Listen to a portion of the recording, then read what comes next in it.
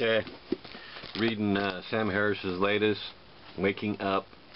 It's pretty good for the most part, especially chapters. Gotta put my other glasses on.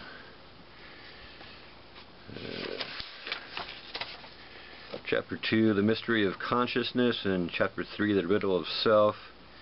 Those are pretty good. I skipped Chapter 4 on meditation because I just don't think it's for me. Anyhow, wanted to just read the parts, read where he gets it wrong. First, where he gets it right. He says, why would it be wrong to murder 1 billion human beings?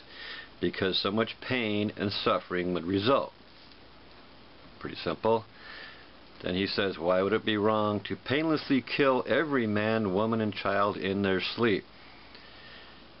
Because of all the possibilities for future happiness that would be foreclosed.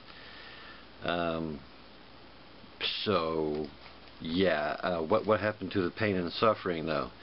There's going to be pain and suffering that's going to be foreclosed, and that would be good, right? I mean, that's what it's...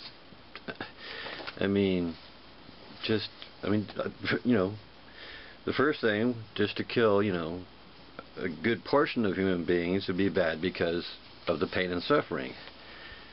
Why isn't that part of this? Because it wouldn't make any sense, would it? If you said, because of all the pain and suffering that would be foreclosed, that wouldn't make any sense. But you got to acknowledge that. You can't just dismiss it. So, right? Anyhow, I mean, just before he's saying,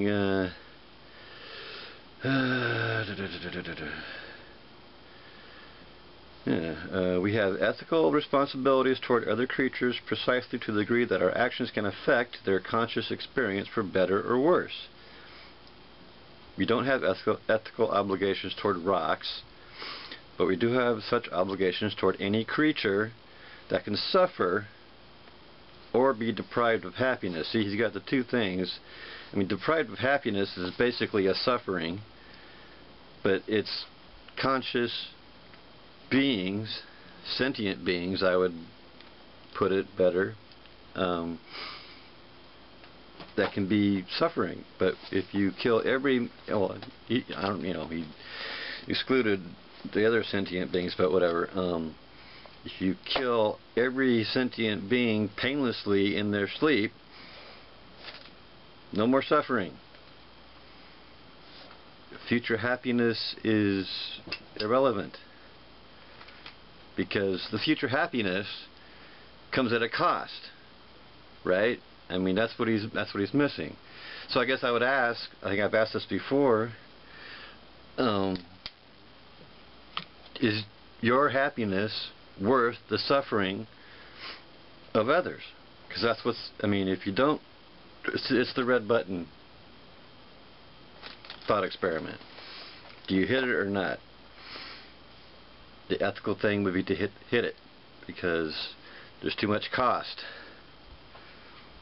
The happiness, the future happiness, will have a cost. Like, we'll just, I mean, just had the German Airbus go down because the co-pilot was suicidal. I mean, I'm suicidal, but I'm not going to inflict that on other people because I'm suicidal. I'm not even going to inflict a pain and suffering on my wife. Just one person. Anyhow, yeah, if you could have killed everybody painlessly in their sleep the day before that tragedy, you wouldn't do it because of your future happiness? I mean, I'm asking that to everybody. It's Sam and whoever agrees with them. Your happiness is worth those people dying in that plane crash. I mean, it seems obvious that your happiness is not worth the suffering of others. So, anyhow, I guess, well, there's other stuff where I disagree, so I guess I can look at that too. It's about this being grateful for your place in life. The mere fact that you have the leisure to read this book puts you in very rarefied company. Many people on earth at this moment can't even imagine the freedom that you currently take for granted.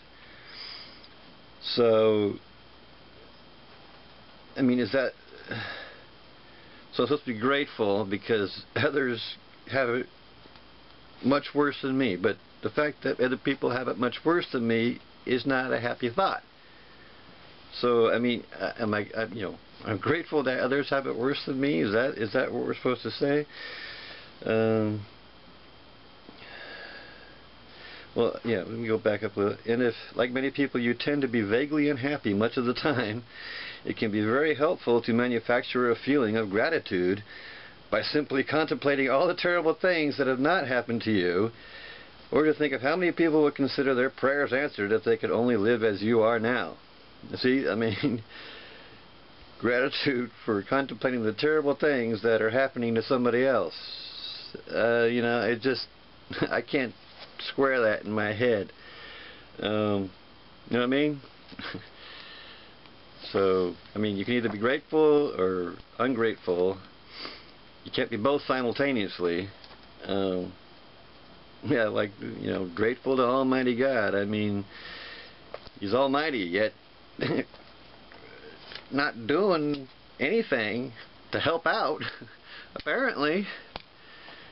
Unlimited power. But here we are. Anyhow, check it out. It's pretty good. Take care.